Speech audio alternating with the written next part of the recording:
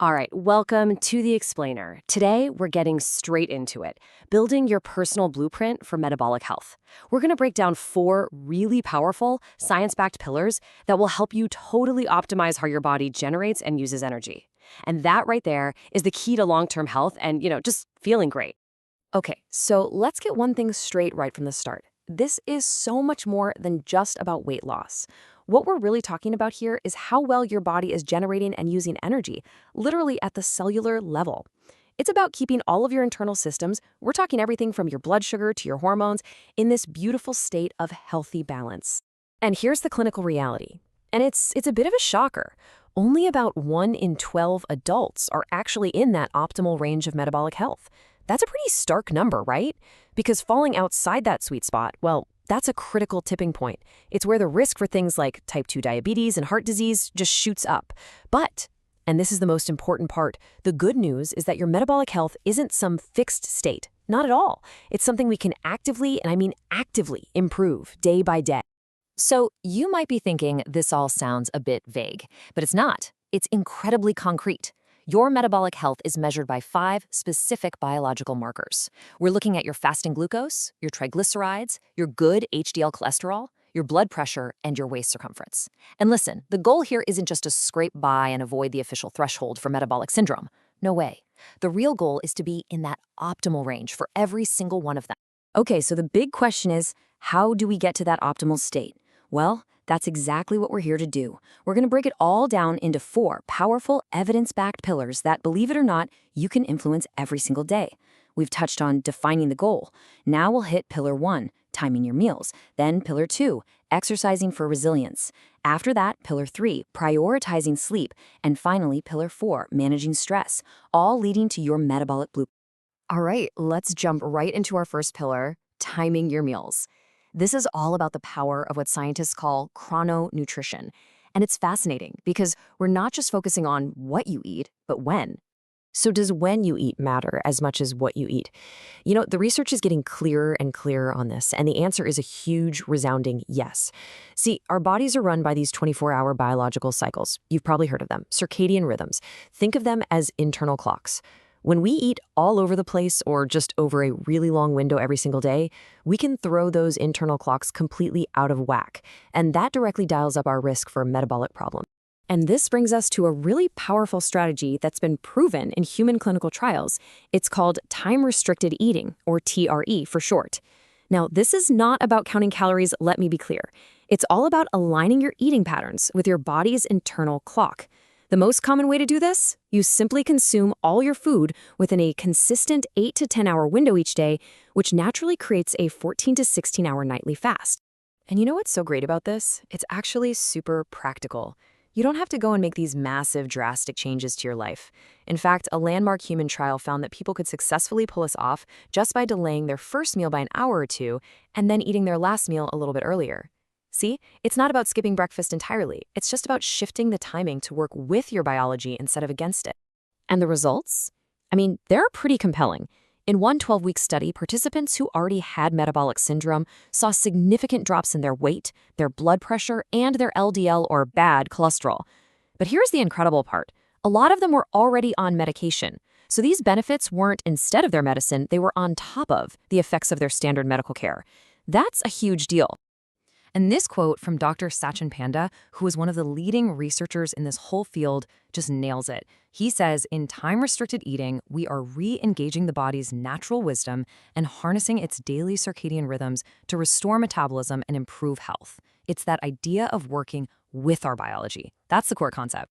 Okay, let's move on to our second pillar, exercising for resilience. Because as you'll see, not all movement is created equal when it comes to your metabolism. To build a truly robust, resilient metabolism, we really need to take a multi-pronged approach. So let's compare the 3 main types of exercise.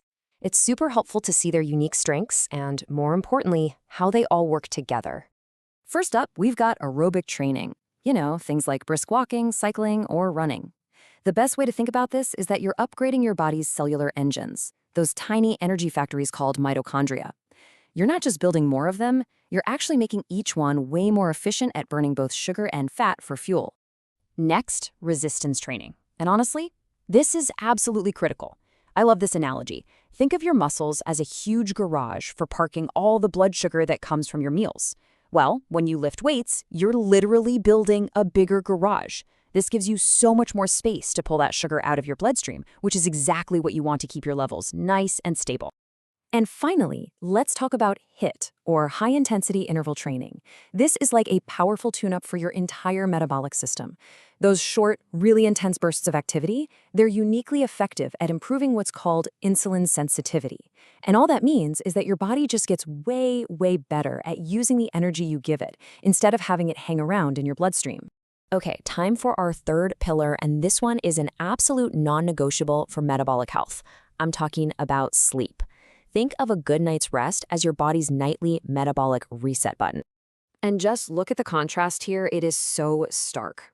On one hand, getting 79 hours of sleep helps regulate your appetite hormones and improves your insulin sensitivity.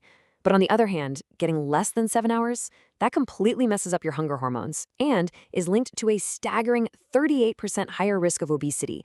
Sleep isn't passive time, it is an active, critical metabolic state. That number alone is a total game changer. You see, not getting enough sleep isn't just about feeling tired the next day. It's so much deeper than that. It directly triggers this hormonal cascade that works completely against you. It cranks up your stress hormone, cortisol. At the same time, it turns down leptin, that's your I'm full hormone, and it ramps up ghrelin, which is your I'm hungry hormone. I mean, this is the biological reason why you crave junk food after a bad night's sleep. It's not a lack of willpower, it's your hormones screaming at you. And that right there is the perfect segue into our final pillar, managing chronic stress. We're talking about an invisible factor that has very, very visible metabolic consequences. It's all about taming that cortisol cascade. So let's be clear, cortisol is vital. We need it. It's our fight or flight hormone that's designed to save us from an immediate threat. But here's the problem. Our modern lives, the work deadlines, the traffic, the constant pings from our phones, it's like that stress tap gets left on, just dripping or sometimes gushing all day long. And that leads to chronically elevated levels, which is where the trouble starts. And this right here shows you the chain reaction perfectly. You start with persistent stress. That puts your body's central stress response system, the HPA axis, into total overdrive. Step 3, that leads to chronically elevated cortisol. And what does that do? It directly promotes insulin resistance and literally encourages your body to store fat, especially that dangerous fat around your abdomen. So we've covered all 4 pillars. Now for the most important part. How do we put all of this together into a real, practical plan? Let's build that blueprint. Okay, here it is, your metabolic health toolkit. And I want you to notice something. This isn't about restriction.